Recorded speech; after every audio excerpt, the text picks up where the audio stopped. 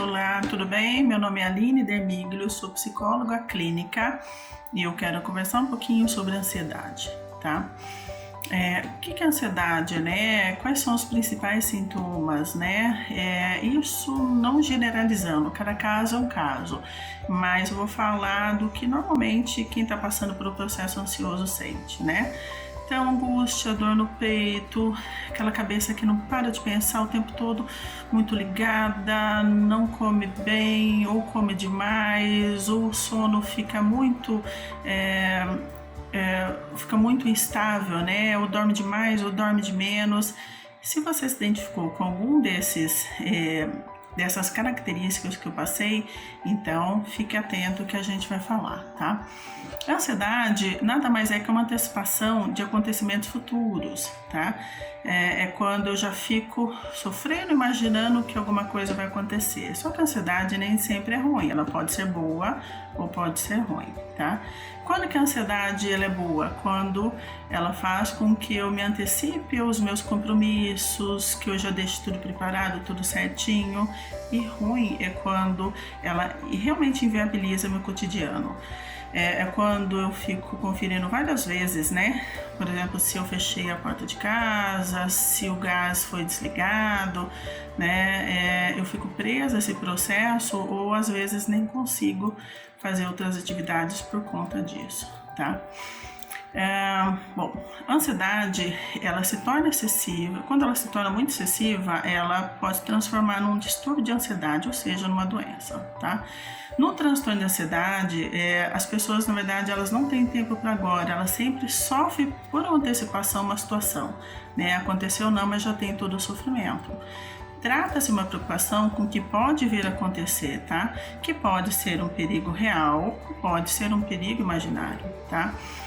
Existem muitos fatores que podem causar, né, a ansiedade. Eu entendo que, e Freud até fala, eu já vou contar lá na frente, que a gente já nasce ansioso, né, mas é como se fosse uma válvula de escape ou uma ajuda para a gente saber reagir diante das situações, tá? A ansiedade ela se intensifica mais se eu tenho alguns traumas na infância, alguns acontecimentos na vida adulta ou quando eu tenho algum estresse que pode ser causado por doença, por exemplo.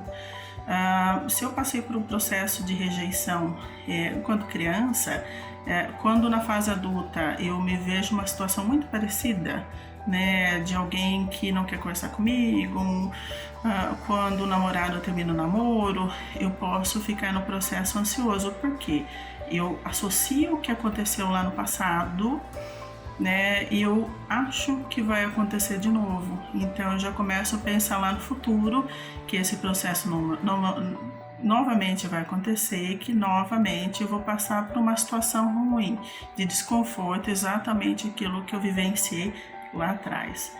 Em caso de doenças, né, eu já fico pensando no futuro, né? Por exemplo, se eu estou passando por um processo, uma doença um pouco mais severa, como um câncer, né, é uma insegurança muito grande. O que vai acontecer? Como vai ser meu futuro? Por isso o processo ansioso, tá? Por isso sempre pensar lá na frente. Se a ansiedade não for controlada, ela pode se transformar numa doença psicossomática, tá? Na verdade, doenças psicossomáticas, elas afetam tanto a sua saúde física como a mental, né? Quais são os tipos de doenças psicossomáticas? Úlcera, gastrite, dores no estômago em geral, ou essa parte da garganta, dores de cabeça, são doenças que a gente vai somatizando, tá? Entenda que todo mundo é ansioso, tem um grau de ansiedade maior ou menor, tá? Eu só preciso me preocupar ou procurar ajuda quando ele realmente afeta os meus relacionamentos, quando eu não consigo mais fazer atividades normalmente, coisas que antes era tranquilo, hoje eu já tenho muito mais dificuldade, tá? Freud, só retomando, ele diz que na verdade existe uma base biológica. Então, a ansiedade ela vem como um fazer a gente reagir diante das situações, né? E ele cita 3 tipos de ansiedade que normalmente acontecem. A realista, quando existe um medo real de uma situação que possa acontecer. Não, por exemplo, eu estou dentro de casa, eu sinto cheiro de fumaça e eu sinto que pode ser fogo, Então, é o primeiro tipo de ansiedade. O segundo é a neurótica, Quando a base está nos meus instintos, que escapam o meu controle, sabe aqueles pensamentos que escapam o controle? Esse é o segundo tipo, Quando, por exemplo, eu fico imaginando que o meu chefe sabe que eu odeio ele e ele vai me demitir por conta disso. Mas isso não é real, São os meus pensamentos. E o terceiro, moralista, Vem muito da consciência moral, e isso eu vejo bastante em consultório, Então, são filhos que se sentem culpados por não ter seguido a carreira profissional que os pais desejavam, Então, fica todo esse processo de culpa que gera a ansiedade, tá?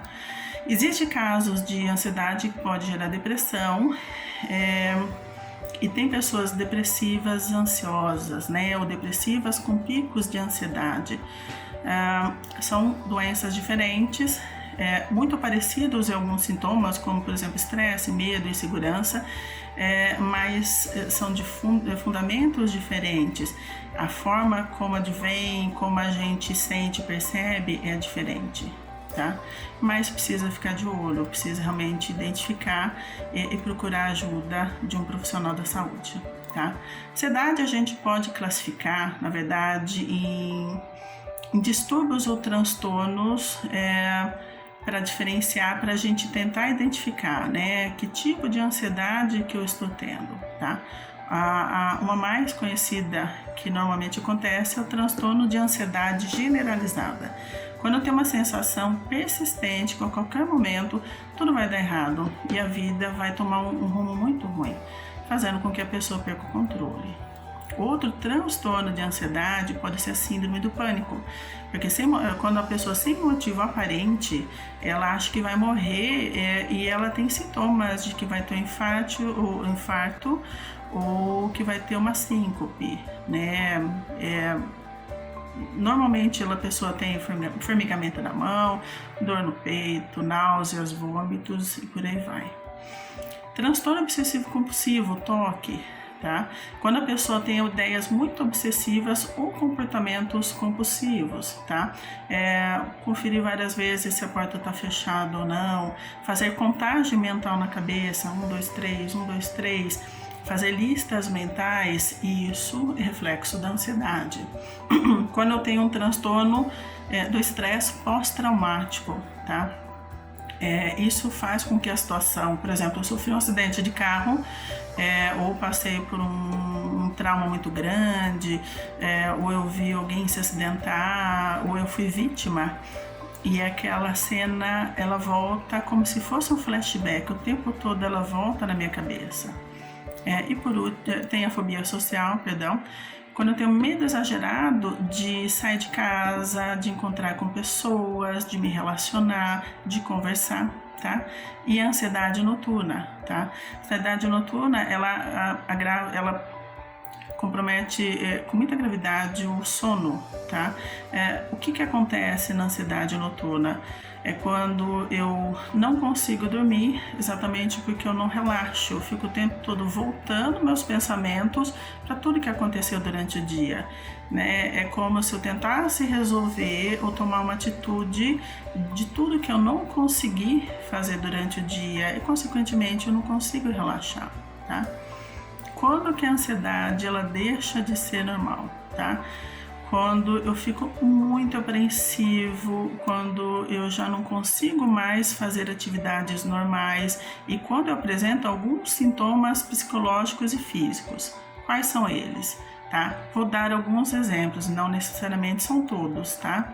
Ânsia de vômito ou vômito em si, diarreia, falta de ar, dor no peito, palpitação no coração, tremores, muita fadiga ao acordar, dores musculares causadas por tensão, dificuldade para pegar no sono, aquelas pernas inquietas, muito nervosismo, dificuldade de manter a concentração, preocupação, medo constante, sensação de desmaio, pensamentos negativos, não organização dos pensamentos, dificuldade de conviver com pessoas que são mais lentas, preocupação exagerada mesmo com coisas simples e aumento ou perda de apetite, tá? Como é que é o tratamento ideal para um processo ansioso, tá? A orientação é sempre buscar ajuda dos profissionais da área da saúde, psiquiatra e psicólogo, tá? Psiquiatra para medicação, se for necessário, e psicólogo para psicoterapia, tá? O que é psicoterapia? É onde eu vou falar sobre os meus problemas, o que está acontecendo para eu entender. A base da psicoterapia é autoconhecimento. Quanto mais eu falo, o profissional me ajuda a entender o que está acontecendo comigo, por que eu estou sofrendo daquela forma, qual o motivo, o que desencadeou para eu conseguir aprender a lidar com a situação. Quando eu passar por uma situação muito parecida, eu já vou perceber, já vou entender que não é uma situação real, que é uma fantasia, que é um medo, uma insegurança, mas que de fato não está acontecendo. Os medicamentos, dependendo do grau de gravidade, eles são realmente necessários, tá? Isso quem vai indicar, controlar e acompanhar vai ser um psiquiatra da sua confiança, tá? Quando eu compartilho aquilo que está me deixando ansioso, eu começo a entender quais são os problemas e eu consigo enfrentar de uma forma bem melhor, tá? O que pode me levar à ansiedade, né? Quando realmente existe um perigo real ou quando eu acho que alguma coisa vai acontecer, tá? Mas normalmente a pessoa que sofre de ansiedade, ela não tem clareza do que vai acontecer, o que desencadeia as crises, tá? Por isso a terapia. Existem algumas técnicas que ajudam muito no controle da ansiedade, né? Então, tipo, técnicas de respiração, relaxamento, meditação, além da terapia e medicamento, se for necessário, tá?